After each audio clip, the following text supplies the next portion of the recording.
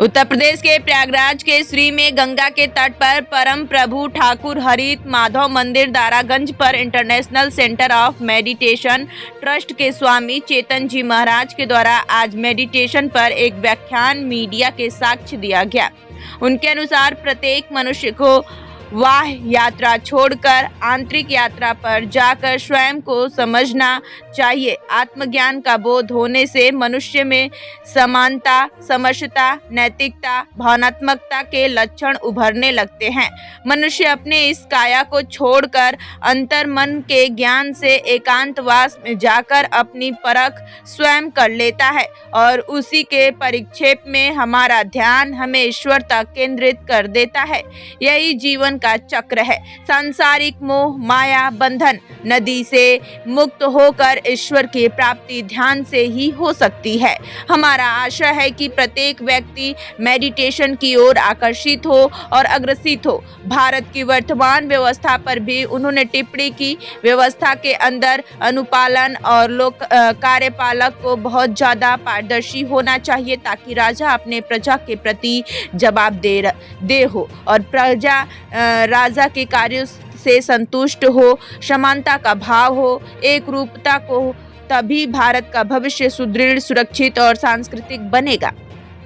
सांसद हैं, विधायकगण हैं, मंत्रीगण हैं, मैं उनको भी संदेश देना चाहूँगा कि पहले उसका अवलोकन करें, समझें और समझ करके राजनीति के अखाड़े में उतरें।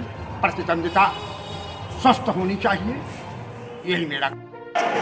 प्रयागराज जनपद के अंदर बसंत पंचमी के अवसर पर चेतन जी महाराज के द्वारा ध्यान योग केंद्र के आप इंटरनेशनल बाबा हैं और आपने जड़ से चेतन को और अपने अवचेतन मन को कैसे जागृत किया जाए योग के माध्यम से, ध्यान के माध्यम। What is the meditation?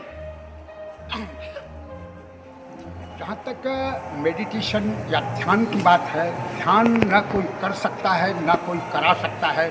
उसके लिए तो मात्र ऐसा है कि मोटिवेट किया जा सकता है, उसको प्रेरित किया जा सकता है।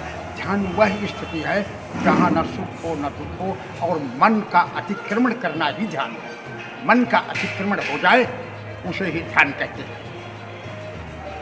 तो ये जो जर्नी है, हाँ, मेडिटेशन हाँ, की जर्नी कैसे आगे बढ़ती है? मेडिटेशन के लिए सबसे पहले ध्यान, उसी को इंग्लिश में मेडिटेशन कहते हैं, और ध्यान है अंतर यात्रा पर जाना, बाह्य यात्रा नहीं, internal journey, inner journey, inner journey, ठीक है, अंदर की यात्रा करना है जी। अभी और जो भी क्रियाएं होती हैं, पूजा पद्धतियां होती हैं, तमाम तरीके से उसकी अलग अलग विधियां हैं पूजा करने की, लेकिन ध्यान जो है, ध्यान अपने अंतर की यात्रा पर जाने को ध्यान कहते हैं। और उसके लिए प्रायोगिक क्रिया जो हम प्रायोजित करते हैं भारत में भी, भारत से बाहर भी, तो उसके लिए पहले व्यक्ति को किसी चीज़ की काउंसलिंग होती है कि क्या आप ध्यान की योग्य हैं, क्या मन की चंचलता को दूर करने का नाम ध्यान है। तो ये प्रायोगिक रूप से उसको प्रयोग में लाया जाना चाहिए और प्रयोग करने के लिए एक विशेष विधि होती है।